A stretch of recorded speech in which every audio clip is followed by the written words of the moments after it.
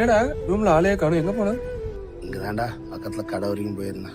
இப்ப எதுக்குடா மூஞ்ச இஞ்சி தின்ன குரங்கு மாதிரி வச்சிருக்கிற? என்னாச்சு?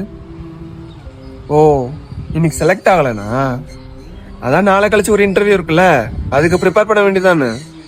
இப்படி சோகமா வச்சிருந்தா செலக்ட் ஆயிடலாமா? அதெல்லாம் எதுவும் இல்லடா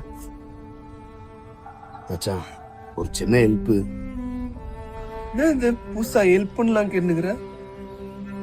என்ன விஷயம்? ஒன்றும் இல்லடா, எனக்கு வேலை பொண்ணு அம்மாவுக்கு தெரியாது. 2 மாசம் நான் சும்மா தான் இருக்கேன். நீ தான் என்ன பாத்துக்கிற.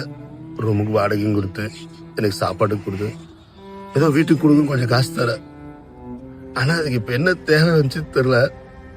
ஒரு 1000 ரூபாய் பணம் அனுப்புமான்னு கேட்டுச்சுடா. என்கிட்ட காசு இல்லை மச்சான், ஒரு 1000 ரூபாய் கொடுறா. அடச்சி, இதே ஹெல்ப்னு பேசுன அவங்களுக்கு ஏதாவது செலவு இருக்கும்டா. இப்ப என்ன காசு தானே, நான் இரு ஒரு 2000 ரூபா அனுப்புறேன், அவங்களுக்கும் அனுப்பிச்சிட்டு நீயும் செலவுக்கு வச்சுக்கோ.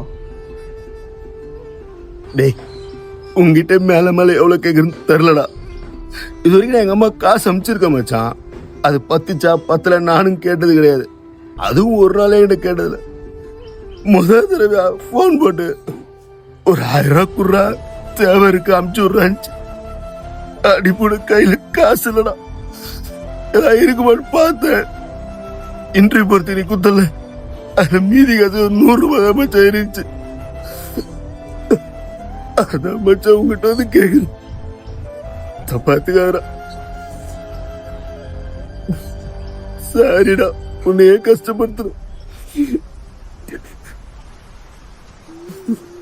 டேய், இப்ப நீ எதுக்கு அழுதுகிட்டு இருக்க? நான் உனக்கு செலவு பண்ண கஷ்டமா இருக்குன்னு சொன்னா, இல்ல நீ கேட்டு நான் தரமாட்டேன்னு சொன்னா? முதல்ல எல்லாத்தையும் தூக்கி ஓர வச்சுட்டு இன்டர்வியூக்கு எப்படி செலக்ட் ஆகணும் மட்டும் பாரு போ. தேங்க்ஸ் மச்சான். வா சாப்பிட போலாம்.